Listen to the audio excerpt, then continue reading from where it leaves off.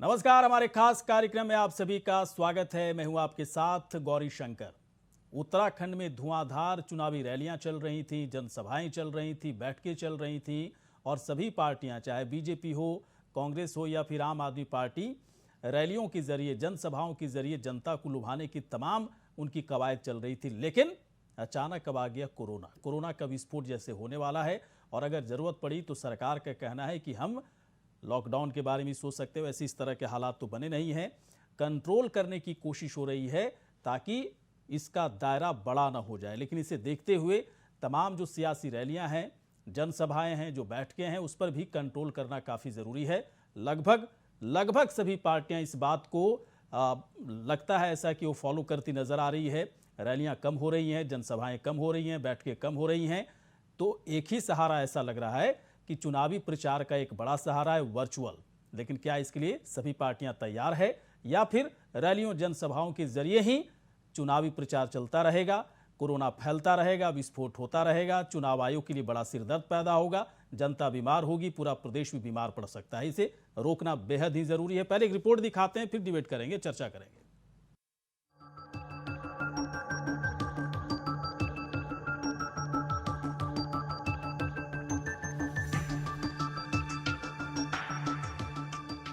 Corona के खतरे के बीच इन दिनों उत्तराखंड में सियासत काफी गर्म हो चुकी है, जिसमें जनता को लुभाने के लिए सियासी दल लगातार अपनी चुनावी रैलियां और यात्राएं कर जनता को अपने पक्ष में करने का काम कर रहे हैं।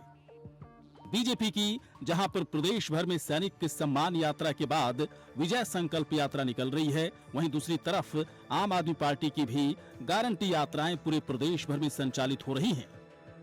हमारी जो केंद्र की सरकार है और जो हमारी प्रदेश की सरकार है, दोनों सरकारों ने जो 5 साल तक जो इधर काम किए हैं, उन कामों को लेके भी हम लोगों के बीच में गए और लोगों ने हमको जो है बड़ा जो है उसमें हमारा जो है उत्साहवर्धन किया। और जनता जिस तरह से इस यात्रा में निकल कर आई है, उससे ये साबित होता है कि उत्तराखंड की जनता ये चाहती है कि उत्तराखंड में फिर से धामी जी के नेतृत्व में भारतीय जनता पार्टी की सरकार बने। कांग्रेस की माने तो पूरे देश के साथ साथ प्रदेश में भी बीजेपी सरकार के खिलाफ जनता आक्रोशित नजर आ रही है। कांग्रेस का दावा है कि प्रदेश की जनता का समर्थन उन्हें मिल रहा है और यही समर्थन प्रदेश में सत्ता परिवर्तन की राह भी आसान करेगी। की बात तो बाद में होती है। आपने बेरोजगार युवाओं को कितना मार्गदर्शन दिया, उनके जीवन में कितनी आप सुनहरी किरणें लेकर आए, कितना आपने महंगाई से मातृशक्ति के बोझ को कम किया। ये सारी बातें आपको विचारनी और सोचनी है कि कहां आपसे गलती हो गई, क्योंकि आपने विकास के नए आयाम तो छोड़िए, उनको स्थापित करना तो छोड़िए, आपने और इस प्रदेश को गर्त में ले जाने का काम किया है। इसकी आर्थिक स्थिति को आपने पटरी से उतार दिया है और अब ऐसा लगता है कि 10 साल लग जाएंगे उत्तराखंड को इस भारी बोझ से उबरने में, जो आपने कर्ज एक हम पर लाद दिया है। उत्तराखंड में सियासी दलों की चल रही चुनावी रैलियां, यात्राओं का लाभ आने वाली विधानसभा चुनाव में सियासी दलों को मिल पाएगा या नहीं, ये तो आने वाला वक्त ही बता पाएगा। लेकिन इतना जरूर कहा जा सकता है कि इन रैलियों के माध्यम से राजनीतिक दलों ने अपनी पकड़ जनता के बीच मजबूत करने का काम जरूर कर दिया है।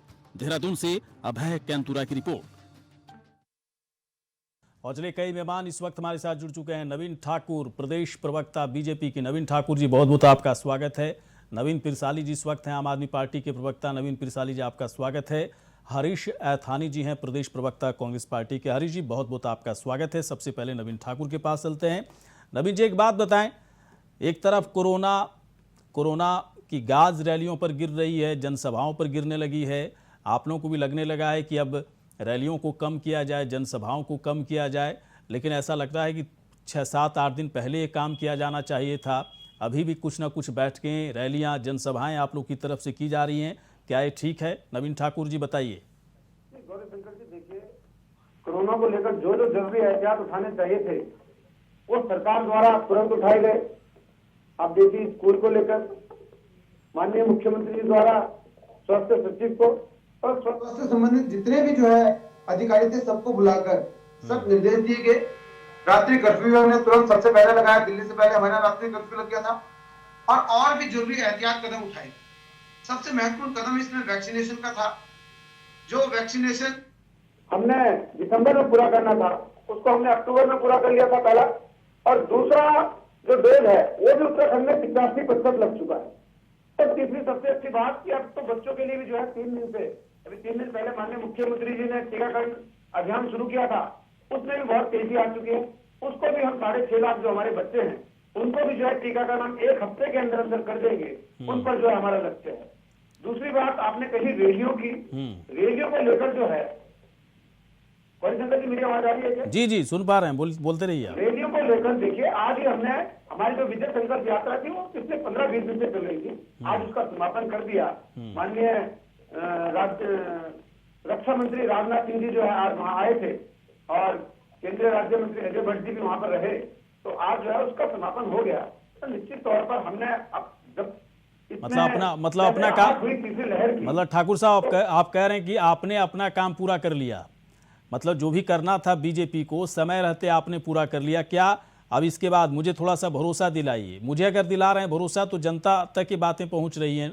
नवीन ठाकुर मुझे बताएं, आज के बाद क्या बीजेपी की तरफ से कोई रैली नहीं होगी, कोई जनसभा नहीं होगी, कोई बड़ी बैठकें नहीं होगी? बताइए सर। देखिए इसको लेकर जो है शीर्ष नेतृत्व में मंथन चल रहा है। अब यही तो बात है ना, यही बात है, आप लोग टाल देते हो मेरे सवाल को। लेकर भी हमारी पार्टी ने हमेशा गाइडलाइन जारी की, रैलियों के बाहर हमने जो है मास्क का वितरण का व्यवस्था की, सैनिटाइजर की व्यवस्था की गई, और एक विशेष आग्रह हमने अपने कार्यकर्ताओं और जनता से, ये सब ठीक है नवीन ठाकुर जी, वही लोग सब ठीक है नवीन ठाकुर जी, लेकिन मेरे सवाल का थोड़ा सही जवाब दीजिए। शीर्ष नेतृत्व से कुछ तो पता चल रहा होगा ना कि अब ठीक है, विजय संकल्प यात्रा खत्म, आज आपने पूरा कर लिया उसे, आगे कोई रैली अब नहीं होगी। कोरोना से डर किसी को नहीं लग रहा है क्या? ये मतलब आप लोग रैलियों जनसभाओं पर इतना जो फोकस कर रहे हैं, क्या आप लोगों को वाकई में डर नहीं लग रहा है कोरोना से, या फिर पूरे उत्तराखंड को बीमार करने की मतलब आप लोगों ने ठान लिया कि बीमार कर देना है चुनाव होते होते तक? नहीं देखिए गौरीशंकर जी, ऐसा बिल्कुल भी नहीं है, क्योंकि चुनावी मौसम और सभी दलों के लिए। लेकिन हमने कहा कि जैसे ही तीसरी लहर की आहट हुई और कोरोना के मामले बढ़ने लगे, हमारी सरकार और हमारी संगठन नहीं था जिसने सबसे पहले इस पे हाथ बरती। जब कांग्रेस की रैली हुई, आपने क्या वहां पर देखा कि मास्क के वितरण कांग्रेस के कार्यकर्ताओं ने किए, सैनिटाइजर की व्यवस्था की? हमने तो प्रधानमंत्री की रैली में भी 40 जगह जो है स्टॉल लगाए थे, जो हम सभी कार्यकर्ताओं को मास्क दे रहे थे, जो आम जन वहां रहे थे उनको मास्क का वितरण कर रहे थे, हाथ सैनिटाइज करा के हम अंदर भेज रहे थे। हमने तो उस वक्त से एहतियात बरतना शुरू कर दिया।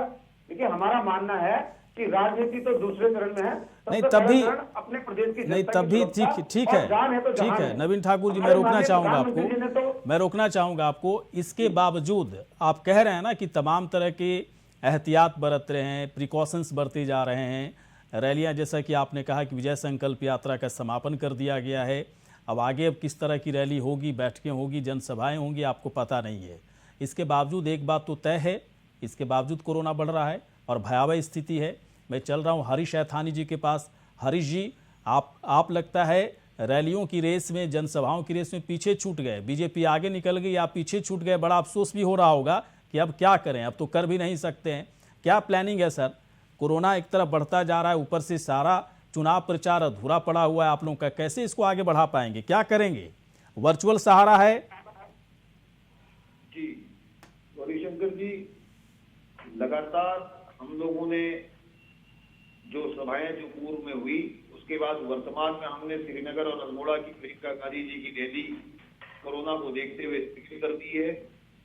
अब छोटे छोटे स्केल पे हम लोग डोर टू डोर या हम लोग कन्वेंसिंग का काम करेंगे। और रैलियों में रही पिछड़ने की बात जो आप कह रहे हैं, हमने अपनी रैलियां जो करती थी, जिस तरह से हमने जो अपने काम करने थे, हमारे शीर्ष नेतृत्व ने चुनाव अख्तियार समिति का अध्यक्ष श्री शावत जी को बनाया है और अब तक से काम कर रहे हैं। लगातार जनता के साथ पिछले 5 साल से संवाद में रहे हैं, चाहे हमारे कैलकुलेटर हो, चाहे हमारे नेता प्रतिपक्ष हो, तो सबने लगातार जनता के बीच में संवाद बनाया। भारतीय जनता पार्टी कुछ भी कर ले, ये रैलियों में ना रैलियों के माध्यम से हमसे आगे हैं, ना जनमानस की भावनाओं में हमसे आगे हैं। इन लोगों का जो ध्यान है मात्र और मात्र बाहर से लाकर, आज देखिए सतपाल जी कोरोना संक्रमित हो, अन्य लोग भी कोरोना संक्रमित होते जा रहे हैं, तो इन लोगों ने कम से कम ध्यान देना चाहिए था कि किस तरीके से कोई गाइडलाइन फॉलो कर रहे हैं। मतलब किसको ध्यान दे रहा है? सरकार को ध्यान देना चाहिए था कि गाइडलाइन को टाइमली ले आते, ये अपनी रैलियों को देखते हुए गाइडलाइन लाने में इतनी देरी करी। लेकिन मैं इसमें ज़्यादा इंटरेस्ट, मैं आता हूँ थोड़ी देर के बाद है थानी साहब।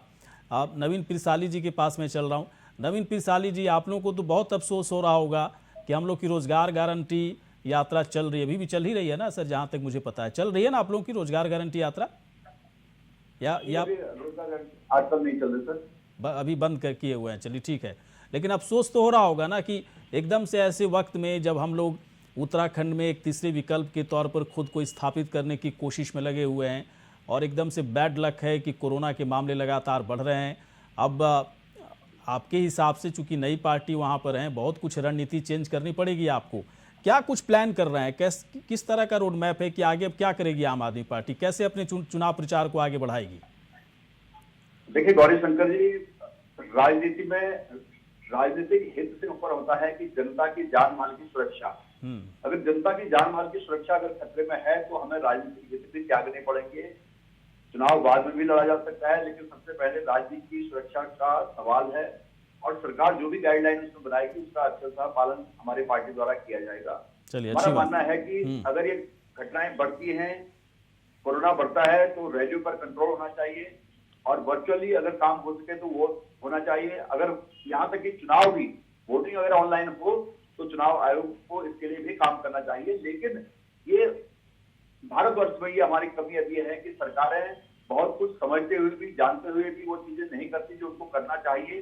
और समय से मांग उठती है कि चुनाव में धन की बर्बादी होती है, चुनाव को ऑनलाइन किया जाए, चुनाव में पैसे की बर्बादी, धन बल का प्रयोग कम किया जाए। तो ये एक सुधार हमारे चुनाव उसमें प्रबंधन में करने की जरूरत है। लेकिन केंद्र की सरकार जो डिजिटल इंडिया का नाग लापती है, अभी तक उसने चुनाव आयोग को इतना आत्मनिर्भर और सशक्त नहीं बनाया है कि चुनाव को ऑनलाइन कराया जाए अमेरिका की तरह या दूसरी कंट्रीज की तरह।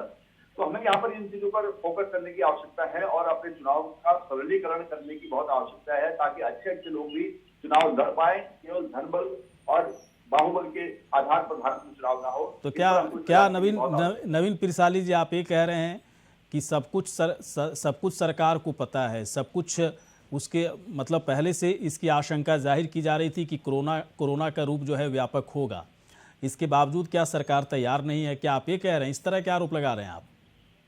बिल्कुल नहीं, हर एक राज्य की अलग अलग स्थिति है। जिस राज्य में जो स्थिति है उसके अनुरूप उस राज्य की सरकार को एहतियात बरतना पड़ेगा। काउंटर कर सकते हैं, कोई भी चाहे तो, डिबेट ओपन है, काउंटर कर सकते हैं।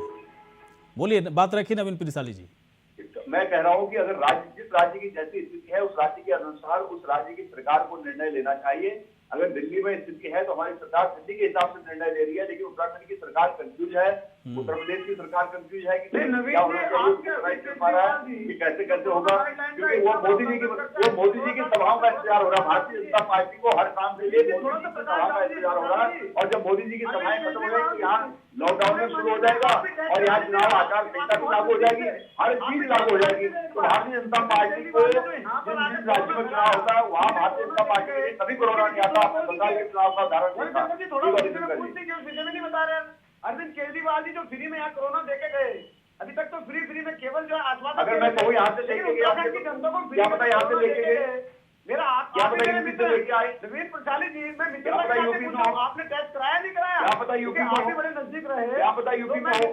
आप देखते हैं प्रधानमंत्री कहीं मास्क को लगा के आपसे लगातार अच्छा प्रधानमंत्री कहीं मास्क नहीं लगा के चल रहे, अचानक प्रोटोकॉल को बदल देते हैं, आप भी हवाई मार्ग को सड़क मार्ग बना देते हैं। तो आप इवेंट बनाने में भारतीय जनता पार्टी का कोई तोड़ नहीं था।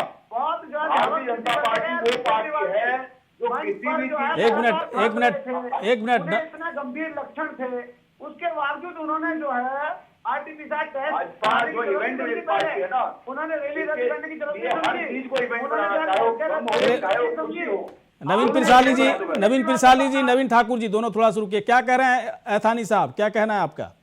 कुछ कहना चाह रहे थे आप जी? जनता के लिए दोनों पार्टियां, चाहे भारतीय जनता पार्टी हो बड़े भाई के तौर पर, चाहे आम आदमी पार्टी हो छोटे भाई के तौर पर, जनता की चिंता इनको किसी को नहीं है। ये सिर्फ इस बात को लेकर लड़ाई लड़ रहे हैं कि तुमने ज्यादा कोरोना फैलाया, हमने कम कोरोना फैलाया। लेकिन जिस तरीके से इनके नेतागण जिस तरीके से संक्रमित लगातार हो रहे हैं, ये ना आइसोलेशन का पूरा ख्याल कर रहे हैं, और लगातार पूरे प्रदेश में जिस तरीके से कोरोना की दस्तक उत्तराखंड जैसे राज्य में आने की शुरुआत थी, उस समय अगर कोई गाइडलाइन अगर निकाली होती तो इनको तो सिर्फ अपनी रैलियों को पूरा करने का काम करना था। बड़े भाई ने भी अच्छा, एक जानकारी दें थानी साहब, मुझे एक जानकारी दें। अल्मोड़ा में प्रियंका गांधी की रैली होने वाली कैंसिल हुआ या अभी आप लोग के पाइपलाइन में है? वो कैंसिल हो गई। तो अभी आप लोग का जो आगे की जो रणनीति आप लोग की है कि पूरी तरह से वर्चुअल ही आप लोग करेंगे चुनाव प्रचार, जनसभाएं कैंसिल, रैलीज कैंसिल, मतलब क्लियर कट आप इसमें है ना, क्लियर कट है ना? क्लियर कट है। वर्चुअल के साथ साथ हम छोटी बैठकें जिसमें सोशल डिस्टेंस और मास्किंग और सैनिटाइजेशन का पूरा होगा। हाँ। ब्लॉक इकाई और छोटे स्तर पे हम लोग ग्रामीण इकाई, न्याय पंचायत इकाई पे हम लोग का मेहनत करने का काम, ये खाता हमारी पार्टी ने तैयार कर दिया। देखिए रमेश ठाकुर जी, मैं यही सवाल आपसे भी पूछा था, आप क्यों नहीं क्लियर कट हैं? कांग्रेस ने क्लियर कर दिया अपना स्टैंड ना कि हम लोग क्लियर कट हैं, हम लोग सारा कैंसिल कर चुके हैं, जो भी होगा बहुत छोटे लेवल पर होगा। आप लोग सीधे कहते हो अब शीर्ष नेतृत्व इससे तय करेगा, करते करते 10 दिन हो जाएगा, 5 दिन हो जाएगा, मालूम चला कि 4-5 हजार और बढ़ गए। गौरी शंकर जी, कांग्रेस के 9 विधायक हैं, हमारे 57 विधायक। कांग्रेस को जो है कितनी % जनता ने चुना और हमारे पास कितना बड़ा बहुमत है? सर कोरोना है ना, सर कोरोना है ना, 9 रहे चाहे 9000 रहे, कोरोना है, उस पर्सपेक्टिव में सोचिए ना चीजों को। देखिए इनके यहाँ, मैंने कहा इनके यहाँ बात करने के लिए 8-9 लोग हैं, 8 लोगों ने बात की, तुरंत निर्णय हो गया। हमारे यहाँ आज हमारा कार्यक्रम समाप्त हुआ यात्रा का। आज शाम को हमारी जो है देहरादून में बैठक है, संगठन महामंत्री जी आएंगे, प्रदेश अध्यक्ष जी बैठेंगे, और निश्चित तौर पर हमने कहा, हमारे तो प्रधानमंत्री ने आह्वान किया था कि जान है तो जहान है, पहले जनता की जान हमारे लिए सर्वोपरि है, राजनीति बाद में। हम तो सबसे पहले जो अपनी जनता की सुरक्षा के लिए तत्पर हैं। चलिए ठीक है सर, एक बात समझ में आई मुझे भी कि कांग्रेस पूरी तरह से क्लियर कट है कि मुझे अब क्या करना है। बीजेपी की तरफ से थोड़ा इंतजार करना पड़ेगा। नवीन पिरसाली जी से पूछ लेते हैं। नवीन पिरसाली जी, क्लियर कट बात कीजिए, क्योंकि उत्तराखंड की जनता नजर गड़ाए हुए है कि पार्टियां कर क्या रही है, क्या स्टैंड है, कोरोना में भी रैली, जनसभाएं, बैठकें, ये सब चलती रहेंगी या फिर कुछ रोक लग रही है? आप लोगों की तरफ से क्या रोड मैप है इस पूरे मामले को लेकर? देखिए मैं सियासी सवाल तो पूछ नहीं रहा हूँ, बड़ा मतलब उत्तराखंड के लिहाज से बहुत ही जरूरी सवाल है ये। नहीं गौरीशंकर जी, आप सही कर रहे हैं। जहां तक कांग्रेस का सवाल है, कांग्रेस क्लियर कट नहीं, कांग्रेस सरेंडर कर चुकी है। और आम आदमी पार्टी की जहां तक बात है तो जनता की सुरक्षा, जान माल की सुरक्षा हमारी प्राथमिकता में है, और हम हर कदम उठाएंगे, चाहे अपनी रैली हमें कैंसिल करनी पड़े तो हम करेंगे, अगर जनता की सुरक्षा की बात होगी, जनता की सुरक्षा के हित अगर उसमें होंगे तो कांग्रेस को सरेंडर कर, कांग्रेस की रैलियां ही यही हो जाएगी। इसलिए कोरोना का बहाना लेकर किनारा कर रहे चुनाव से कांग्रेस पहले किनारा बनाने का काम कांग्रेस बिल्कुल किनारा करती पार्टी ने किया। कांग्रेस टूटा हुआ जहाज है, उनके भीतर इतना राहुल में तो चुनाव लड़ने की हिम्मत नहीं है। कांग्रेस को चुनाव लड़ने की हिम्मत नहीं है। आम आदमी पार्टी ही वो पार्टी है जो जनता के बारे में सोचती है। नहीं सर, मैं देखिए नवीन पिरसाली जी, देखिए ये सवाल मैं इसलिए आपसे पूछ रहा हूँ, सब लोगों से इसलिए पूछ रहा हूँ कि देखिए जिनकी भी रैलियां हो रही हैं, अब रैलियों में तो कोई भी कम नहीं है। बीजेपी की जब रैली हो रही उतने ही लोग आते थे, कांग्रेस की रैली हुई राहुल गांधी की तो उसमें भारी संख्या में लोग आए। आपके तमाम नेताओं की जो रैलियां हैं, खासतौर पर अरविंद केजरीवाल की रैली जब भी हो रही है भारी संख्या में लोग आ रहे हैं। इसलिए सवाल बहुत ज़रूरी है कि रैलियों में लोग आते हैं और देखिए किस तरह से है ना, बड़े नेता कोरोना पॉजिटिव हो जाते हैं, बड़ी चिंता फैल जाती है। कई आपके जो ठीक ठाक नेता हैं जो काम कर रहे हैं फील्ड में, वो भी कोरोना पॉजिटिव हो रहे हैं, फिर कैसे काम चलेगा? मैं नवीन पिरसाली जी बहुत जल्दी से आपसे एक सवाल पूछना चाह रहा हूँ, क्या रोड मैप है? इस पर आपका जवाब नहीं आया, कैसे अब करेंगे आगे का काम? नहीं, हमारा रोड मैप जैसे यूपी में है, संजय सिंह जी ने कहा कि हम रैली को वर्चुअली उसको संबोधित करने की कोशिश करेंगे, धीरे धीरे उसमें सुधार लाया जाएगा और जैसी जरूरत पड़ेगी आवश्यकता के अनुसार हम उसमें परिवर्तन जरूर लाएंगे। हाँ, क्या परिवर्तन, मतलब कुछ तो बताइए सर। जनता देखिए परिवर्तन लाएंगे, ये 20 दिन से सुन करके थक गई है। वो कोरोना फैलने का डर होगा तो हम भीड़ नहीं करेंगे। अगर छोटी मोटी जनता है उसको वर्चुअली अगर संबोधित करने की जरूरत पड़ेगी तो हमारे नेता उसको वर्चुअली करेंगे, या सोशल डिस्टेंसिंग का पालन करते हुए सभा स्थलों का ध्यान रखा जाएगा जहां पर हमारी सभाएं, क्योंकि जनता, लोकतंत्र में जनता तक अपना संदेश पहुंचाना पड़ता है। उस संदेश को पहुंचाने के लिए जो भी एहतियात हमें बरतने पड़ेंगे उसका पूर्णतः पालन किया जाएगा। बिल्कुल। चाहे वो सोशल, चलिए बहुत अच्छी बात नवीन जी, बहुत अच्छी बात। देखिए चुनाव आयोग के जब गाइडलाइंस आएंगे तो आएंगे, लेकिन अभी अचानक से बहुत तेजी से इजाफा हुआ है कोरोना में, तो हमें लगता है कि उससे पहले हम सभी को सतर्क होने की जरूरत है। अब नवीन ठाकुर जी बहुत ही शॉर्ट में अपना जवाब दीजिएगा। शीर्ष नेतृत्व जब फैसला लेगा, है ना, सूबे के लेवल पर आप लोगों की भी एक जिम्मेदारी बनती है ना, क्या क्या इनिशिएटिव ले रहे हैं आप लोग कि जनता के बीच में एक अच्छा मैसेज आए कि नहीं, सरकार भी पूरी तरह से संजीदा है, सख्त है कोरोना कंट्रोल को लेकर, नियंत्रण को लेकर, साथ ही साथ पार्टी के नेता, प्रवक्ता, तमाम तरह के जो कार्यकर्ता हैं अब जनसभाओं रैलियों से दूर हो करके अलग ढंग से जो है जनता से जुड़ने का काम करें। बताइए सर जल्दी से। देखिए गौरीशंकर जी, हमारे संगठन ने इस पर लगातार एहतियाती कदम उठा दिए हैं और निश्चित तौर पर बड़ी रैलियों पर तो हमारा संगठन भी तुरंत संज्ञान ले रहा है और 100% जैसे हमारी 9 तारीख की लखनऊ की बड़ी रैली थी, प्रधानमंत्री जी को रद्द कर दी गई, तो आप समझिए कि यहाँ पर भी कोई बड़ी रैली अभी होने वाली अभी नहीं है भी नहीं। हाँ, 100% निर्णय, चूंकि जब तक निर्णय नहीं होगा मैं गाइड नहीं बोल सकता, लेकिन इतना मुझे पूर्ण विश्वास है भारतीय जनता पार्टी हमेशा जो है जनता हित और लोकतंत्र में जनता को, चलिए ठीक है सर, जनता के हित का निर्णय, चलिए ठीक है, बहुत अच्छा लगा। देखिए बहुत अच्छा लगा, मैं यही जानना भी चाहता था, चाहे कांग्रेस हो या बीजेपी या आम आदमी पार्टी, कोरोना को लेकर तीनों पार्टियों का स्टैंड बहुत ही पॉजिटिव है। जनता को समझाने की ज़रूरत है और सबसे बड़ा प्लेटफॉर्म मीडिया ही होता है, इसके थ्रू आप जनता तक पहुंचते हैं और बिल्कुल कोशिश होनी चाहिए कि कोरोना बढ़ भी रहा है तब भी हम सभी को बहुत सतर्क होने की ज़रूरत है। नियंत्रण कैसे इस पर लाया जाए, उत्तराखंड में क्या कुछ किया जाना चाहिए, सरकार को और भी ध्यान देने की ज़रूरत है। तीनों आप आए सर, बहुत बहुत शुक्रिया, धन्यवाद। खास कार्यक्रम इतना ही, नमस्कार।